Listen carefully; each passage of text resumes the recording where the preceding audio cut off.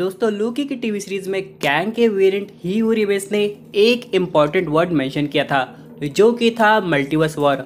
और उसने ये भी कहा था कि अगर उसे ख़त्म कर दिया जाए तो जो वॉर है वो दोबारा शुरू हो जाएगी और उसे रोकने वाला कोई नहीं होगा। यानी इनडायरेक्ट वे में उसका मतलब ये था कि उसके बाद तो उसके वेरिएंट्स का ही राज होगा। और यहाँ पे जाते हुए उसने लोकी और सिल्वी से ये भी कहा था कि अगर उन दोनों को लग रहा है कि वो ईवल है तो ज़रा रुको और उनके बाकी वेरिएंट से मिलके बताओ। यानी दोस्तों वो इनडायरेक्ट वे में हम लोग को ये हिंट दे रहा है कि कैंग दुनिया का सबसे ताकतवर विलन है और वो एक यूनिवर्स का नहीं बल्कि पूरे मल्टीवर्स का है। लेकिन सवाल ये आएगा कि अगर कैंग के वेरिएंट्स ने मल्टीवर्स को डिस्कवर किया है वो भी कई इयर्स आगे यानी कि फ्यूचर में, तो उस समय भी कुछ नई एवेंजर्स टीम बनी होगी जो कि उसे रोकने की कोशिश की होगी। क्योंकि जितना हम लोग को कैंग के बारे में पता चला है लोकी की टीवी सीरीज से वो ऑलमोस्ट सिर्फ 10% है। बाकी 90% हम लोग को बाद में बहुत सारी मूवीज और लोकी की सीजन 2 से पता चलेगा। लेकिन आज हम लोग समझने वाले हैं कि अगर आगे जाके मार्वल कोई फ्यूचर एवेंजर प्रोजेक्ट को हाथ लगाता है तो कैसा दिखाई देगा और उसमें किस टाइप के सुपर हीरो होंगे और क्या विलन उसमें कैंग होगा या फिर कोई और हाँ एंड में दोस्तों मैं आपको एक राज की बात बताऊंगा जो कि रिलेटेड है अभी एंटमैन 3 से और यहाँ पे काफी इंपॉर्टेंट है। दोस्तों कंप्लीट वीडियो को स्टार्ट करने से पहले आप लोग कर दीजिए वीडियो को लाइक और कमेंट करके बताइए कि अगर आपको सुपर हीरो बनने का मौका मिले तो आप क्या बनना पसंद करेंगे, डॉक्टर स्ट्रेंज की थॉर। साथ ही साथ जो लोग मेरे चैनल पर नए हैं मेरे चैनल को सब्सक्राइब करके हमारी कॉमिक बुक टॉक्स फैमिली का हिस्सा बन जाइए। तो दोस्तों हम लोग शुरुआत करते हैं बिल्कुल नई अपडेट से। अब सबसे पहले हम लोग समझ लेते हैं यहाँ पे अगर फ्यूचर में कोई मार्वल मूवी बनती है तो या तो वो एकदम अलग यूनिवर्स होगा जहाँ पे टाइमलाइन काफी आगे चल रही होगी या तो उसे एनिमेटेड टीवी सीरीज के रूप में दिखाया जाएगा। वैसे आप लोग को याद है जब यहाँ पे व्हाट इफ का एक ज़ॉम्बी का एपिसोड आया था तो आगे जाके ये बात हो रही थी कि मार्वल ज़ॉम्बी की लाइव एक्शन मूवीज बनने की पॉसिबिलिटी काफी ज्यादा हो गई है। तो मे भी अगर उस टाइप की मूवी बन सकती है यानी किसी ऑल्टरनेट टीवी सीरीज के एक एपिसोड को लाइव एक्शन मूवी में कन्वर्ट किया जा सकता है तो यहाँ पे फ्यूचर एवेंजर्स मूवी भी बनाना पॉसिबल है। लेकिन हो सकता है इसका कोई रिलेशन ना हो करंट एवेंजर 5 मूवी से जो कि हो सकती है एवेंजर सीक्रेट वॉर या फिर अपकमिंग यंग एवेंजर्स मूवी से जिसमें ऑडियंस कुछ ऐसे सुपर हीरो देखेगी जो कि शायद उन्होंने पहले कभी नहीं देखे थे। सबसे पहले हम लोग बात कर लेते हैं यहाँ पे थॉर की। अब दोस्तों यहाँ पे फ्यूचर में थॉर के पास दो टाइप की फोर्स आ सकती है, पहली तो ओडिन फोर्स और दूसरी फीनिक्स फोर्स।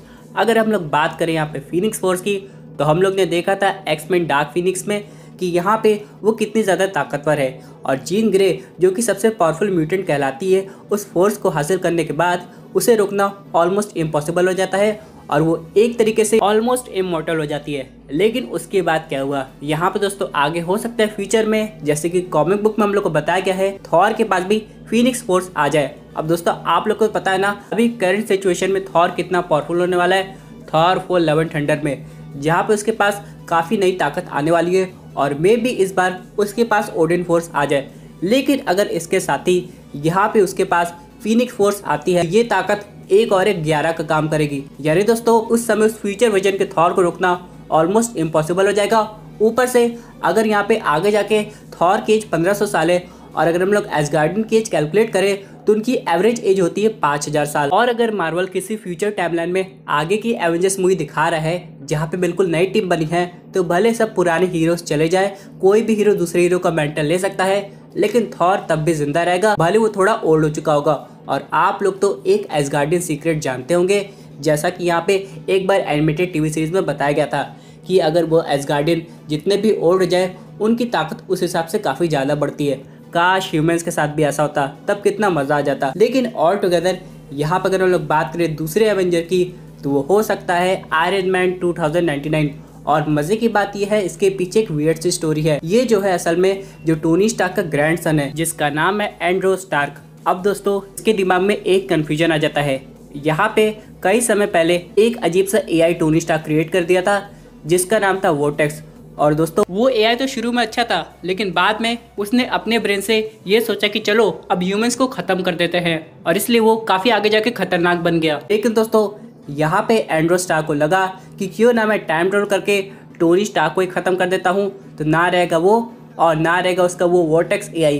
काफ़ी अजीब सा आइडिया था वैसे, लेकिन यहाँ पे वो किसी तरह टाइम ट्रेवल करके कामयाब हो गया और अपनी टीम के साथ टोनी स्टार्क को खत्म भी कर दिया। अरे ये कौन सी बात होती है। लेकिन इन सब के अलावा बाद में उसे ये रियलाइज हुआ कि टोनी स्टार्क को खत्म करना ही उस AI को जन्म देना था और ये देख के वो काफी पछताया और बाद में वो किसी तरह उस चीज़ को रिवर्स करने की कोशिश किया। हालांकि उसने टोनी स्टार्क को वापस ले आया, लेकिन ये जो टाइम ट्रेवल का कॉन्सेप्ट था वो काफ़ी कॉम्प्लिकेटेड हो गया, जिसकी वजह से वो अपने आप को खो दिया, यानी कि वो एक तरीके से गायब हो गया। और यहाँ पे दोस्तों हो सकता है टाइम ट्रेवल की थ्योरी किसी और तरीके से काम करती हो, जैसा कि हम लोग को एवेंजर्स एंड गेम में दिखाया हो वैसा ना हुआ हो, बल्कि कोई और कॉन्सेप्ट यूज हुआ हो। और वैसे भी दोस्तों मल्टीवर्स थ्योरी के हिसाब से यहाँ पे टाइम अलग यूनिवर्स में अलग तरीके से काम करता होगा, तो मे भी यहाँ पे आयरन मैन 2099 के केस में यही हुआ होगा।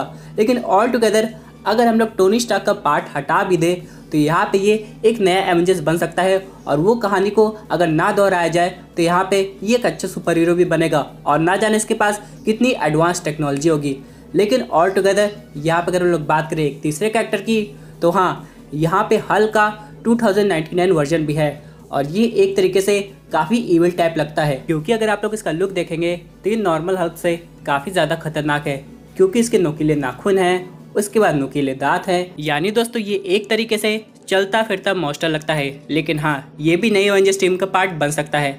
लेकिन ऑल टुगेदर यहाँ पर अगर हम लोग बात करें कैप्टन अमेरिका 2099 की, तो वो असल में एक फीमेल है। अब दोस्तों यहाँ पे जितने भी यूनिवर्स हम लोग को देखने को मिले हैं, यहाँ पे कैप्टन अमेरिका का मेंटल सब अलग अलग पर्सन लिया है। उसी तरह दोस्तों एक और वर्जन का सुपर हीरो है जो कि अपकमिंग स्पाइडरमैन अक्रॉस स्पाइडरवर्स में आने वाला है, जो कि है स्पाइडरमैन 2099।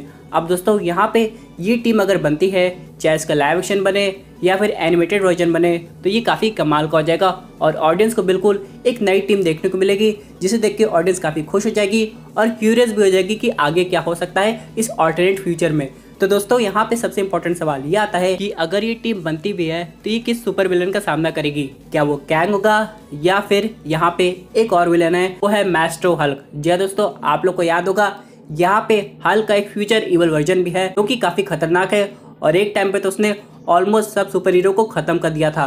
तो यहाँ पे अगर मैस्ट्रो हल्क भी आता है इस सुपर हीरो की टीम से बैटल करने, तो ये देखने में काफ़ी मज़ा आएगा। लेकिन ऑल टुगेदर चलिए अब हम लोग बात कर लेते हैं उस अपडेट की जिसका आप लोग शायद वेट कर रहे होंगे, जो कि रिलेटेड है एंटमैन 3 से। अब कहा तो ये जा रहा है दोस्तों कि एंटमैन 3 में भी हम लोग को कैंग द कॉन्करर देखने को मिलने वाला है, जो कि में भी उनके किसी वियर्ड एक्सपेरिमेंट से आ गया हो। और यहाँ पे तो हम लोग जानते हैं एंटमैन 3 में एक इंपॉर्टेंट चीज़ तो ज़रूर होगी जिसका नाम है क्वांटम रील्म। लेकिन आप लोग को पता है एक अपडेट के हिसाब से यहाँ पे ये कहा जा रहा है कि कैंग को डिफीट करने में सबसे ज़्यादा इंपॉर्टेंट रोल होगा कैसी लैंग का। जी हाँ दोस्तों, आप लोग ने सही सुना। अब दोस्तों हम लोग ने कैसी लैंग को तो एवेंजर्स एंड गेम में देखा था, लेकिन वो हम लोग को फाइनल बैटल में नहीं दिखाई दी। तो यहाँ पे हो सकता है आगे जाके हम लोग को पता चले क्या कैसी लैंग एग्जैक्टली कॉमिक एक्यूरेट है, यानी दोस्तों वो बिना एंटमैन के सूट के भी अपनी बॉडी को या तो डिक्रीज कर सकती है या फिर जायंट मैन की तरह इंक्रीज भी कर सकती है। तो देखना ये है कि ये कैंग द कॉन्करर को कैसे डिफीट करती है। तो दोस्तों ये थी अमेजिंग अपडेट जो कि रिलेटेड थी फ्यूचर एवेंजर्स मूवी से। आई होप आपको ये वीडियो पसंद आई होगी। वैसे आपकी क्या व्यूज इस पर्टिकुलर टॉपिक पे अपने व्यूज जरूर कमेंट कीजिए। और दोस्तों अगर आप ऐसे सुपर हीरो कंटेंट एंजॉय करना चाहते हैं तो हमारे चैनल को सब्सक्राइब करके हमारे सुपर हीरो फैमिली का हिस्सा बन जाएगा।